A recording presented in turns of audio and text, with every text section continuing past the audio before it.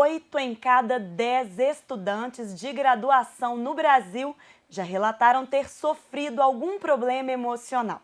Entre os sentimentos mais comuns estão ansiedade, desânimo, insônia, desespero, falta de esperança e solidão. É o que aponta o levantamento feito em todas as regiões do país pela Associação Nacional dos Dirigentes das Instituições Federais de Ensino Superior.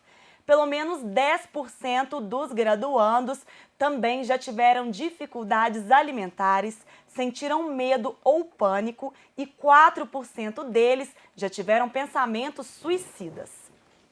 E os problemas podem persistir durante toda a vida acadêmica e serem levados para a vida profissional se não forem tratados de forma adequada. E quem vai falar mais sobre esse assunto com a gente é a psicóloga Sandra Augusta de Mello. Obrigada, Sandra, pela presença em nosso estúdio. Obrigada.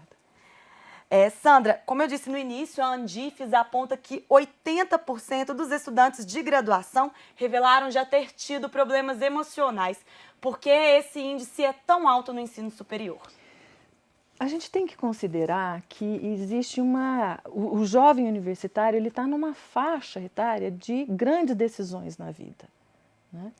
Então, é a fase em que ele vai definir o que ele será, né? A personalidade não está totalmente consolidada. A gente tem visto as pesquisas empurrarem, inclusive, o final da adolescência, né?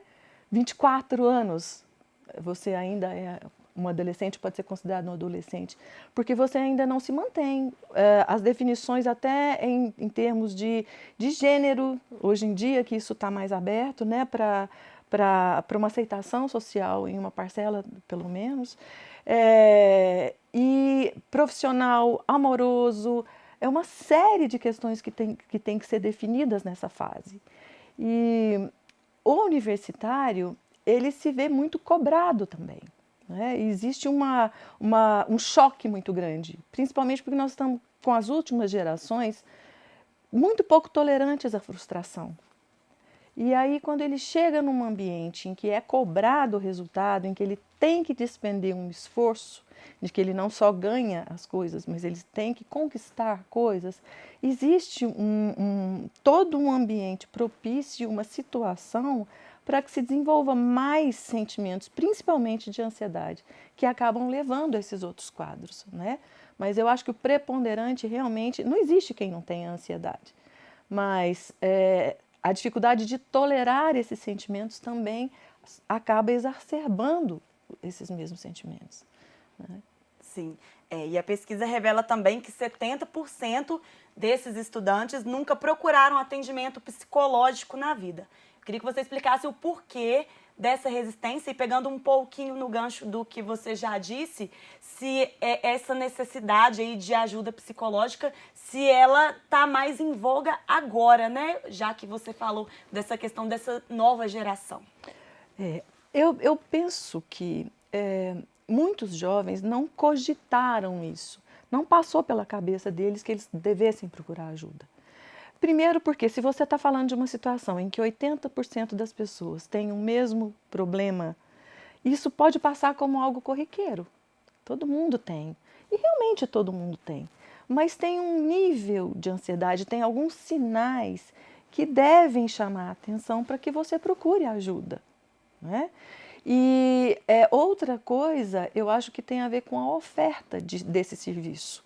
Infelizmente, nós não temos uma oferta de atendimento psicológico na rede pública suficiente para suprir essa carência. A própria UFOP, por exemplo, tem poucos psicólogos em relação à demanda que existe, né? E olha que a UFOP ainda tem um serviço muito bem estruturado até. Mas a rede pública, o SUS, não existe esse investimento, né, no serviço psicológico. E o serviço da psicologia, ele precisa permear outras situações também, né? Uma coisa é você receber o paciente no atendimento clínico. Outra é o psicólogo estar em outros ambientes, transitando, por exemplo, nas escolas, né? Ou nos próprios serviços, como aqui a gente tem psicólogos na praça, por exemplo, que não estão no atendimento individual, clínico, mas que estão por trás das situações, analisando os fatores que levam a risco, os fatores que levam a sofrimento, para poder tentar criar programas de prevenção. Não estou dizendo que consigam, mas existe essa preocupação, né?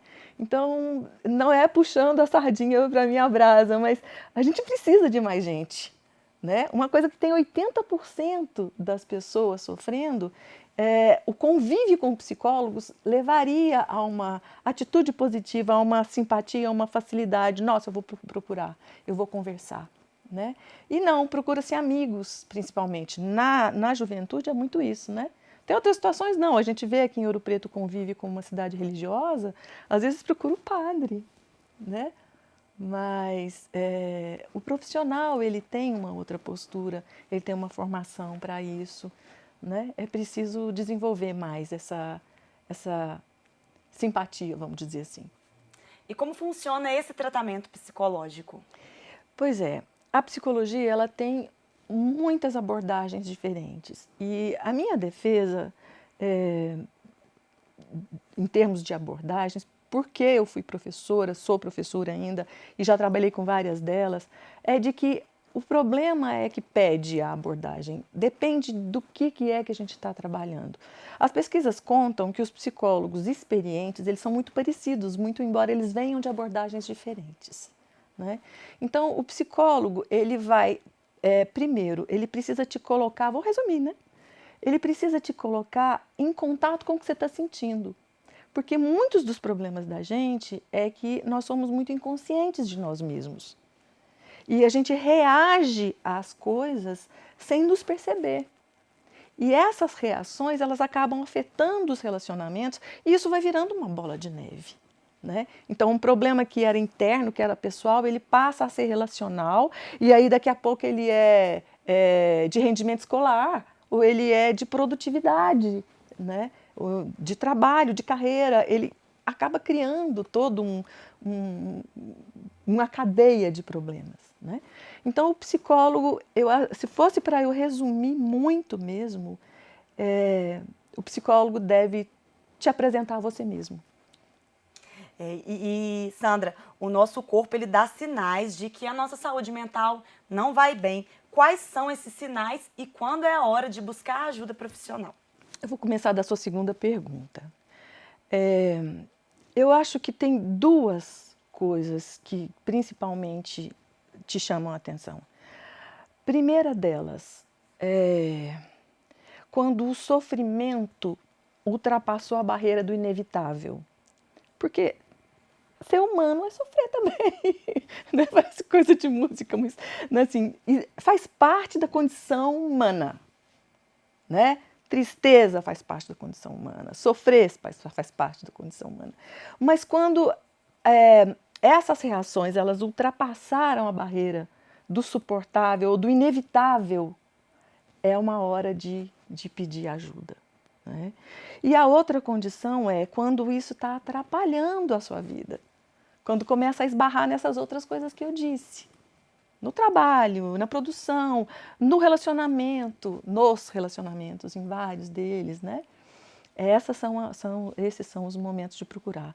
Agora, com relação ao corpo, são realmente os sinais, né? A gente tem alguns que são somatizações mesmo. Você está adoecendo muito, você está arrancando os cabelos, literalmente, você está perdendo o sono, você está tendo alterações de apetite para mais ou para menos, você está tendo alterações em termos de libido mesmo, excessivo desejo sexual ou falta de desejo sexual, falta de vontade de sair de casa ou uma vontade de nunca voltar para casa, de estar bêbado o tempo inteiro, que é uma coisa bastante comum nessa idade.